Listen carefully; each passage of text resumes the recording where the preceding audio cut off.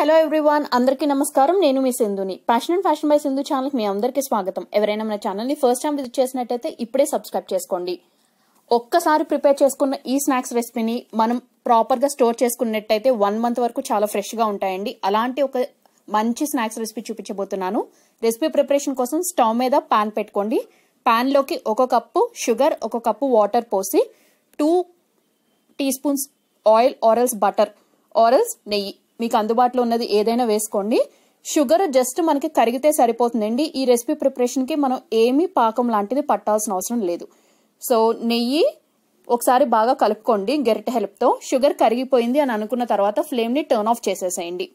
ఇప్పుడు కొంచెం వెడల్పుగా ఉన్న ఒక మిక్సింగ్ బౌల్ తీసుకోండి. ఇందులోకి 1 కప్పు గోధుమ పిండి, 1 కప్పు మైదా పిండి వేసుకోండి. ఫస్ట్ ఈ 2 వేసుకున్న తర్వాత 1 పావు టీ స్పూన్ సాల్ట్ వేసుకోండి. ఎప్పుడైనా మనం స్వీట్స్ ఇలాంటి రెసిపీస్ ప్రిపేర్ చేసేటప్పుడు చిటికెడంత ఉప్పు వేయటం వల్ల టేస్ట్ అనేది మరింత ఎన్హాన్స్ అవుతుంది.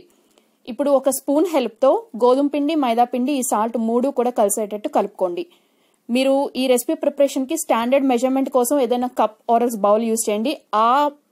ఆ మెజర్మెంట్ ఉన్న ఇదితోనే మీరు అన్ని కూడా మెజరింగ్ చేసుకోండి. ఇప్పుడు ఇందాక మనం కరిగించి పెట్టుకున్నటువంటి షుగర్ వాటర్ని ఇందులోకి పోసి గెరిటె హెల్ప్తో బాగా మిక్స్ చేసుకోండి. ఈ షుగర్స్ వాటర్ అనేది బాగా వేడిగా ఉంటుంది కదా, సో గెరిటె కానీ స్పూన్ కానీ యూజ్ చేసి ఇలా మిక్స్ చేసుకోండి. ఇలా మిక్స్ చేసుకున్న తర్వాత ఇప్పుడు ఇందులోకి ఇంకొక కప్పు గోధుమ పిండి, ఇంకొక కప్పు మైదా పిండి అనేది యూజ్ చేయండి. సో ఈ రెసిపీ ప్రిపరేషన్లో మనం యూజ్ చేసిన ఇంగ్రీడియంట్స్ మళ్ళీ చెప్తున్నానండి. 2 కప్స్ గోధుమ పిండి, 2 కప్స్ మైదా పిండి, 1 కప్పు షుగర్, 1 కప్పు వాటర్. ఇప్పుడు ఇందులోకి అడిషనల్గా వాటర్ ఏమీ యాడ్ చేయొద్దు. మనం కరిగించుకున్న ఈ షుగర్ వాటర్ అనేది సరిపోతుంది. మీరు ఈ రెసిపీని కావాలంటే కంప్లీట్గా 4 కప్స్ మైదా పిండితో అయినా చేసుకోవచ్చు, లేదా 4 కప్స్ గోధుమ పిండితో అయినా చేసుకోవచ్చు. బట్ 4 కప్స్ గోధుమ పిండితో చేసినట్టయితే మీకు బాగా గట్టిగా వస్తాయి. మీరు కంప్లీట్గా మైదా పిండి యూజ్ చేసి అయినా చేసుకోవచ్చు, అలా అయినా గుల్లగా బాగానే ఉంటే నేను కాంబినేషన్ ఆఫ్ బోత్ యూజ్ చేసి చేశాను. సో వాటర్ ఏమీ యాడ్ చేయకుండా ఈ ఇంగ్రీడియంట్స్ అన్నీ కూడా చేత్తోనే బాగా ఇలా ఒత్తుకోండి. ఇలా ఒత్తుకుని ఇలా బాగా ఒక స్టిఫ్ డౌ వచ్చేలాగా మీరు పిండి అనేది కలిపి సిద్ధం చేసుకోండి. స్టవ్ మీద డీప్ ఫ్రైకి సరిపడా ఆయిల్ అనేది ఒక కడాయిలో పోసి ఆయిల్ బాగా హీట్ చేసుకుంటూ ఉండండి. మీన్ వెల్ ప్యారలల్గా ఇప్పుడు చపాతీ మనం ఒత్తుకునే చపాతీ పీట ఉంటే దాని మీద పెట్టుకోండి, లేదా ఏదైనా ఫ్లాట్ సర్ఫేస్ మీద కొద్దిగా ఆయిల్తో గ్రీస్ చేసుకోండి. ఈ పిండి మిశ్రమం అనేది మనం కొద్దిగా బ్యాచెస్ వైజ్ చేసుకుంటూ ఈ చపాతీ పీట మీద చపాతీ కర్ర పెట్టి మరీ పలుచగా కాకుండా మరీ మందంగా కాకుండా కొంచెం సెమీ-థిక్ కన్సిస్టెన్సీలో వచ్చేలాగా ఒత్తుకోవాలి. సో మనం పిండి అనేది యూజ్ చేసే వరకు మిగతా పార్ట్ పిండికి ఆ గిన్నె మీద మూత అనేది పెట్టాలి, లేకపోతే త్వరగా డ్రై అయిపోతుందండి.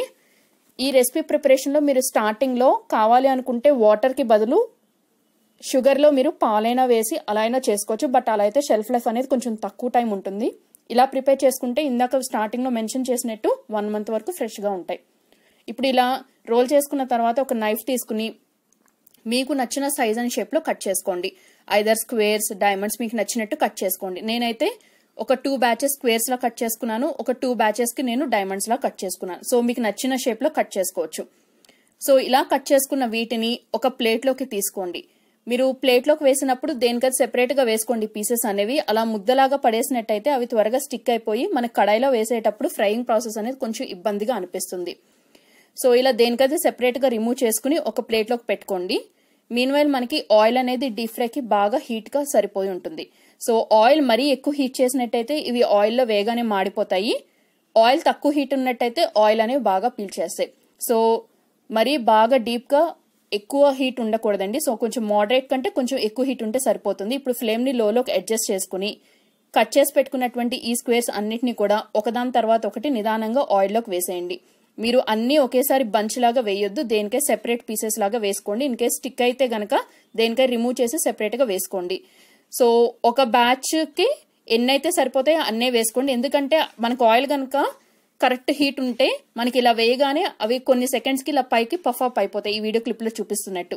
సో ఆయిల్లోనే అటు ఇటు గెరిటె హెల్ప్తో ఫ్లిప్ చేసుకుంటూ యూనిఫామ్గా లో టు మీడియం ఫ్లేమ్లో కుక్ చేసుకోండి. ఫస్ట్ ఒక 1 మినిట్, తర్వాత ఫ్లేమ్ని మీడియం టు హై అడ్జస్ట్ చేసుకుని ఇవి మంచి గోల్డెన్ బ్రౌన్ కలర్ వచ్చే వరకు కుక్ చేసుకోండి. మంచి గోల్డెన్ బ్రౌన్ కలర్ వచ్చిన తర్వాత ఎక్సెస్ ఆయిల్ మొత్తం కూడా డ్రైన్ ఆఫ్ చేసేసి వీటిని ఏదైనా బేసిన్లోకి ట్రాన్స్ఫర్ చేసుకోండి. అలా చేసుకున్న తర్వాత ఇవి కంప్లీట్గా నార్మల్ రూమ్ టెంపరేచర్ అంటే హీట్ మొత్తం తగ్గిపోయే వరకు వెయిట్ చేయండి. అప్పుడు మాత్రమే ఏదైనా ఎయిర్ టైట్ కంటైనర్లో స్టోర్ చేసుకోండి. మీరు కనుక వేడి మీద ఉన్నప్పుడే ఏదైనా డబ్బాలో పెట్టి స్టోర్ చేసేసినట్టయితే లోపల ఆవిరి అనేది పట్టేసి రెసిపీ అనేది ఎక్కువ కాలం షెల్ఫ్ లైఫ్ అనేది ఉండదు. సో కంప్లీట్ గా ఆరిపోయిన తర్వాత మాత్రమే ఏదైనా ఒక డబ్బాలోకి ట్రాన్స్ఫర్ చేసుకుని ఎయిటెడ్ గా ఉండేటట్టు చూసుకోండి. 1 month వరకు చాలా ఫ్రెష్ గా క్రిస్పీగా క్రంచీగా ఉంటాయి. So do try it and do share your feedback in my comment section. ఈ రెసిపీ నచ్చితే ఈ వీడియోకి ఒక లైక్ ఇవ్వండి. మన ఛానల్ ని ఫస్ట్ టైం విజిట్ చేసినట్టయితే సబ్స్క్రైబ్ చేసుకోండి. ఈ రెసిపీని మీ ఫ్రెండ్స్ అండ్ రిలేటివ్స్ కూడా షేర్ చేయండి. థ్యాంక్